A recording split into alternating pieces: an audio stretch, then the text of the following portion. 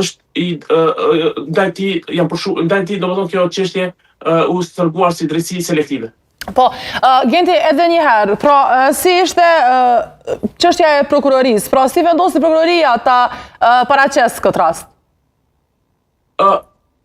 Paramendoni prokurori kur e ka trajtuar këtë çështje, është përfshirë në shkelje dhe këto shkelje disi tani kemi të drejtën në prokurorit të apelit që ta prishim çështjen dhe ta kthejmë edhe në rivendosje. Pra, edhe ju mund ta shihni dhe ta lexoni arsyetimin e këtij vendimi për hullje të këtij kazini penal. Aty thuhet që ndërmjet fitores, asistentit të tij dhe zotë qytetarët kemi pasur ka pasur kontakt fizik. Pa ai kontakt fizik, prokurori paramendoni aludon në atë mos deri në aty shkon, saqë thotë që ka qenë për t'ju shmangur konfliktit fizik. Pra e pranon që ka kontakt fizik, po i thotë që qëllimi u kon që i shtymies ka qenë që mos vjen puna te më e keqja, te kontakti apo te grushti apo te shkelmat, të dhuna, në shkurt të shqip.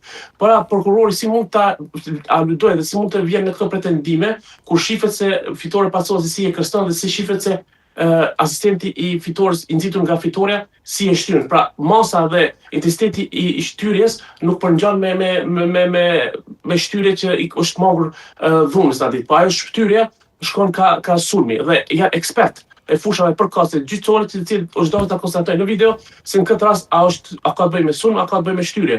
Po gjithsesi kjo ka qenë një sulm